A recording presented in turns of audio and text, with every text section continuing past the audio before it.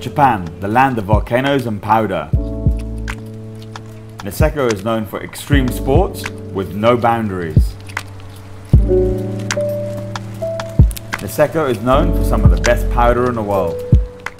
I'm here on the Street Food Chef Traveller, and I've come all the way here to experience some of the last late season skiing.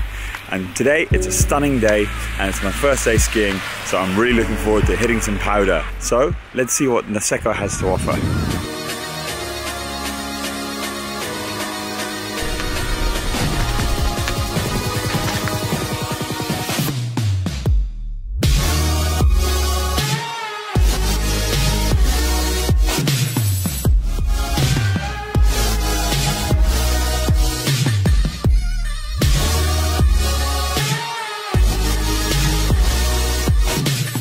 Ski season starts in December and finishes early April.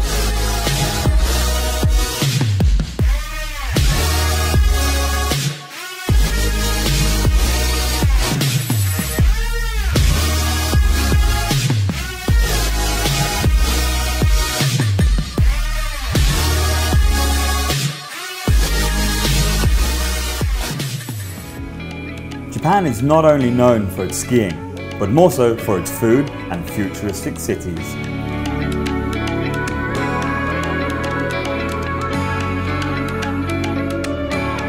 I had the pleasure of experiencing 48 hours in one of the world's best food destinations, Tokyo.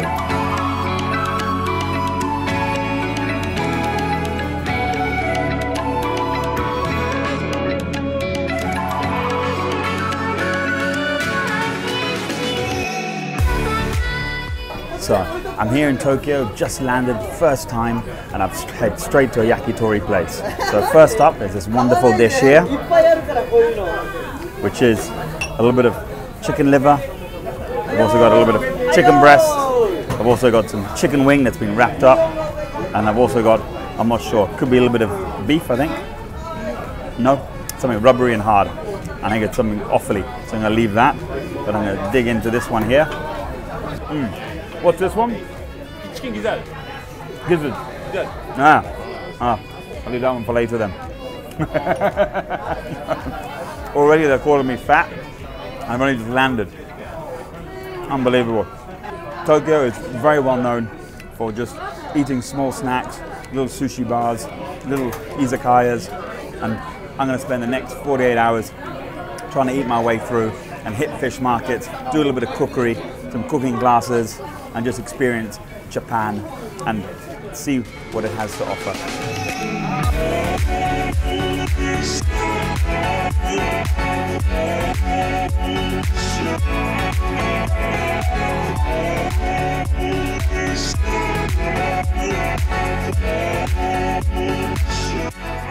I'm in Shibuya Crossing, which is one of the most well-known crossings in Japan, especially in Tokyo. It's where 1,000 people are all marching across the road and bumping into each other, and it's, to be honest, a little bit of a shit fight. But it's one of the biggest tourist spots, and it's quite impressive to see. What's really interesting to see in here is how many people are doing selfies, including myself doing the vlog. It is quite impressive to see, and I reckon Sony will be proud to have and show how many phones they have, as well as Panasonic. The nightlife in Tokyo is electric. The Japanese have mastered the small bar concept, with bars that only have a capacity of 10 people, and the music is fantastic and the cocktails are sensational.